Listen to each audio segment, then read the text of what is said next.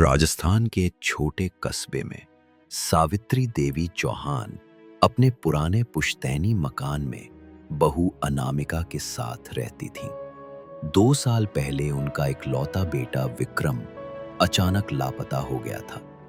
Case police में गया, खोजबीन हुई, पर कोई सुराग नहीं मिला।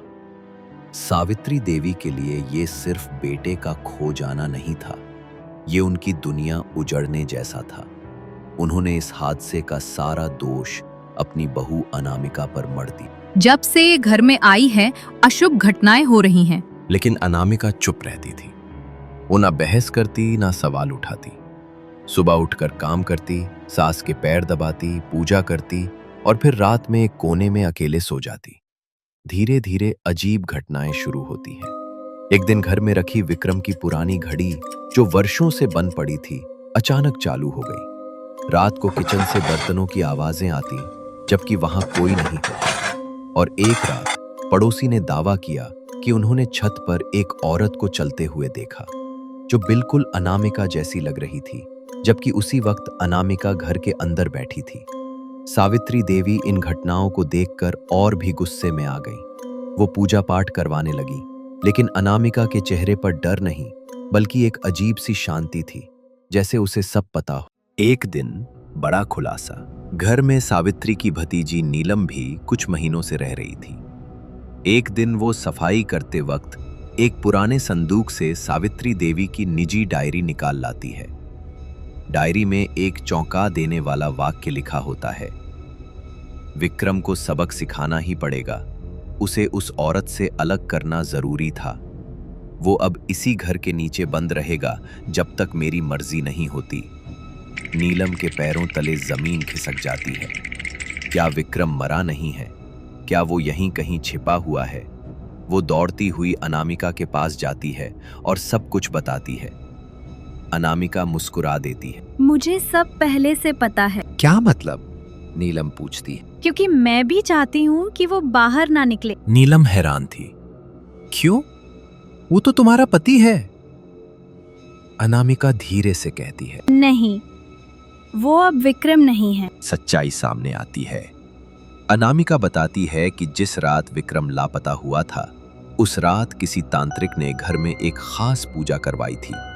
विक्रम ने उस पूजा को बीच में रोक दिया था, क्योंकि उसे शक हुआ कि कुछ गलत हो रहा है। लेकिन पूजा अधूरी छूट गई।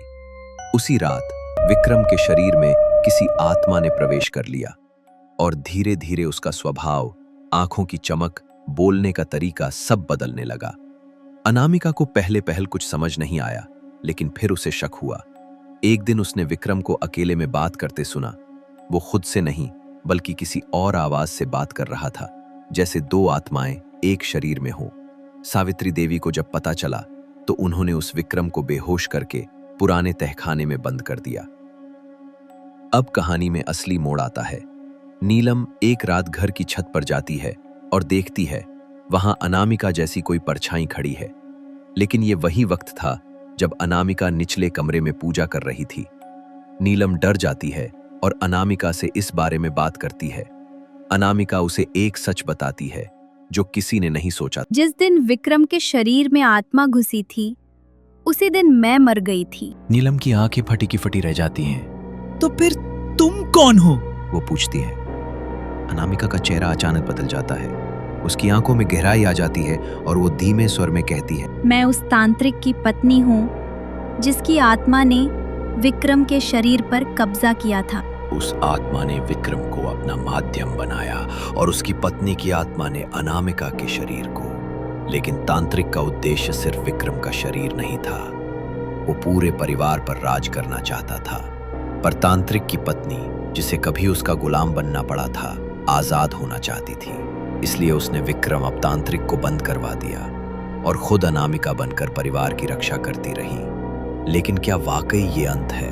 आज भी सावित्री देवी को नहीं पता कि जो बहू उनके सामने बैठी रहती है, वो असली अनामिका नहीं है। नीलम ने ये सच जान लिया है, लेकिन वो डरती है कि ये रहस्य सबके सामने लाने से कहीं अनामिका या जो भी वो है नाराज ना हो जाए। रात को नीलम जब कमरे की लाइट बंद करती है और एक धीमी आवाज आती है, अब तुम्हारी बारी है।